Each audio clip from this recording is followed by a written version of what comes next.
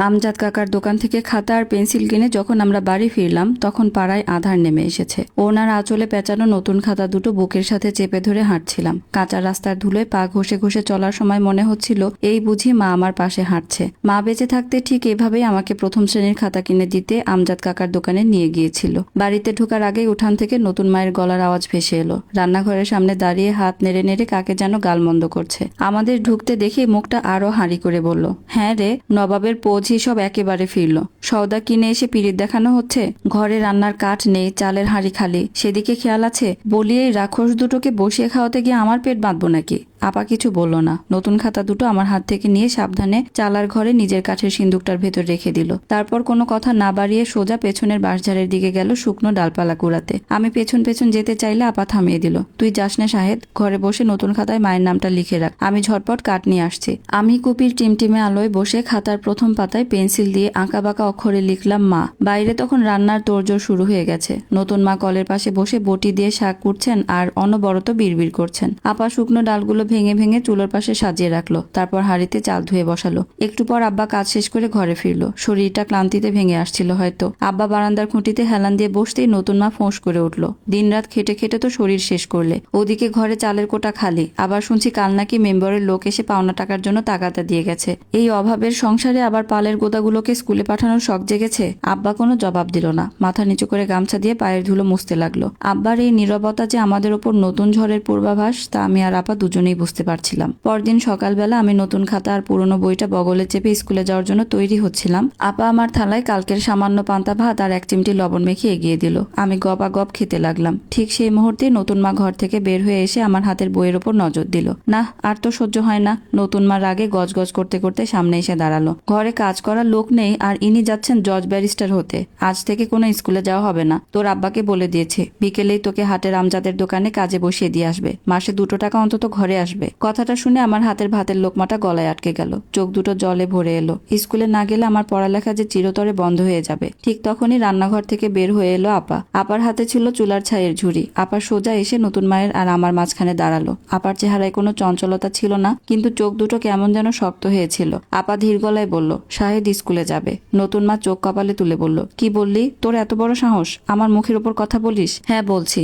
আপা নিজের গলার আওয়াজ একটুও চড়ালো না, কিন্তু তাতে এমন একটা জোর ছিল যে নতুন মা থমকে গেল। আপা বলতে লাগলো, রান্নাঘরের সব কাজ আমি একা করব। ঘর মোছা, থালা মাজা, কল থেকে পানি টানা সব আমি একা হাতে সামলাবো। দাদির দেখভালও আমি করব।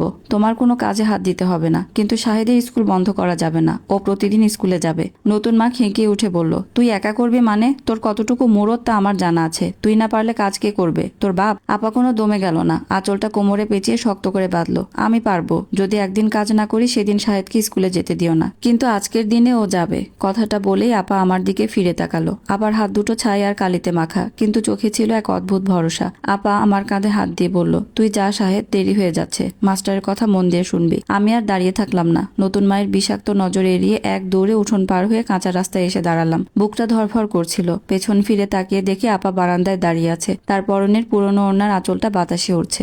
স্কুল থেকে দুপুরে যখন ফিরলাম তখন রোদের তাপে মাটি ফুটে যাচ্ছে। বাড়ি ঢুকে দেখি সারা উঠান পরিষ্কার করা, কলতলার বালতিগুলো পানিতে ভরা। রান্নাঘরের সামনে আপা একা হাতে মস্ত বড় লোহার কড়াইটা ছাই দিয়ে ঘষছে। আপা ওইটুকু শরীরে এত জোর কোথায় পায় ভাবলেই আমার চোখ ভিজে উঠতো। আপার কপাল বেয়ে ঘাম গড়িয়ে পড়ছে। হাতের চামড়াগুলো পানিতে ভিজে সাদা আর খসখসে হয়ে গেছে।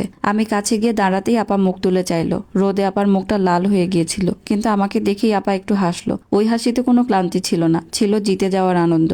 স্কুলে কি শিখালো রেয়াজ? আপা হাতটা গামছায় মুছতে মুছতে জিজ্ঞেস করলো। আমি পকেট থেকে খাতাটা বের করে দেখালাম। মাস্টার মশাই আজকে নামতা পড়তে দিয়েছে। আমি সব বলতে পেরেছি।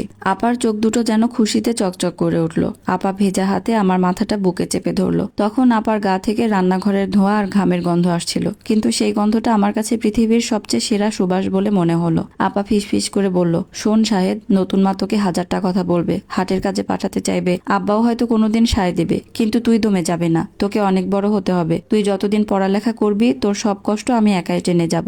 আমার এই আঁচলটা যতদিন আছে তোকে কেউ ছুতেও পারবে না। বিকেলের দিকে নতুন মা ঘর থেকে বের হয়ে দেখলো ঘরের সব কাজ শেষ। রান্নাঘরের এক কোনায় দাদির জন্য ডাল ভাত রাখা আছে। অযথা গালাগালি দেওয়ার মতো আর কোনো অজুহাত খুঁজে পেল না সে। গজগজ করতে করতে আবার নিজের ঘরের দিকে চলে গেল। সন্ধ্যা নামার আগে আমি চালার ঘরে বসে নতুন খাতায় আঁক কষছিলাম। আপা এক কোণে বসে হারিকেনের আলোয় আমার স্কুলের ছিঁড়ে যাওয়া জামাটা সুতো দিয়ে সেলাই করছিল। স্কুলের দিনগুলো একটা নির্দিষ্ট নিয়মে চলতে লাগলো। সকালে উঠেই আপা গৃহস্থালির পাহাড় সম কাজ শেষ করত, আর আমি সুযোগ পেলেই খাতা বই নিয়ে বসে যেতাম। মাস দুয়েক পর থেকেই নতুন মায়ের পেটের আকার স্পষ্ট হতে শুরু করলো। শরীর যত ভারী হচ্ছিল তার খিটখিটে মেজাজ যেন তত বেশি তিতা হয়ে উঠছিল। সামান্য কোনো একটা কাজ এদিক ওদিক হলেই সমস্ত রাগ এসে পড়তো আমাদের ওপর। ঘরদোর মোছা, উঠান ঝাড়ু দেওয়া, কলতলা থেকে পানি টেনে আনা, কোনো কাজেই আপা বিন্দুমাত্র ঢিল দিত না। কিন্তু নতুন মায়ের খিস্তি খেয়ে ওর থামার কোনো নামই ছিল না। রান্নাঘরে চাল কম পড়লে বা তরকারিতে নুন সামান্য এদিক ওদিক হলেই চিৎকার শুরু করে দিত। এই দুটো আমার পেটের ছাওয়ালটাকে পেটে মেরে ছাড়বে। সারাদিন গতর নাড়িয়ে খালি গিলে যায় কাজের নামে অষ্টরম্ভা। কোনোদিন যদি আমার এই পেটের বাচ্চার কোনো অনিষ্ট হয় তবে তোদের আমি ভিটে ছাড়া করব।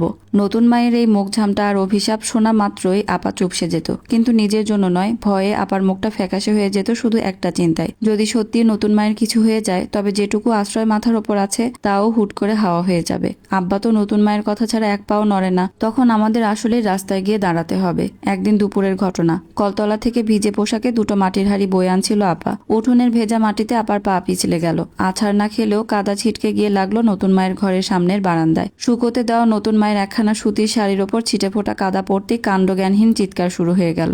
নতুন মা পেট চেপে ধরে কোঁকাতে কোঁকাতে চিৎকার করে উঠল, ওরে বাপরে, পেটটা মোচড় দিয়ে উঠল রে। এই কুজাতটা আমার পেটে আমার বাচ্চাটাকে মারার ধান্দা করছে। আমার শাড়ি নষ্ট করে আমার শরীরে অমঙ্গল ডেকে আনছে। আব্বা তখন ঘরেই ছিল। নতুন মায়ের ওই নাটকীয় চিৎকার শুনে দৌড়ে বাইরে এলো। আপা কাঁদার ওপর হাঁটু গেড়ে বসে করজর করে থরথর করে কাঁপছিল।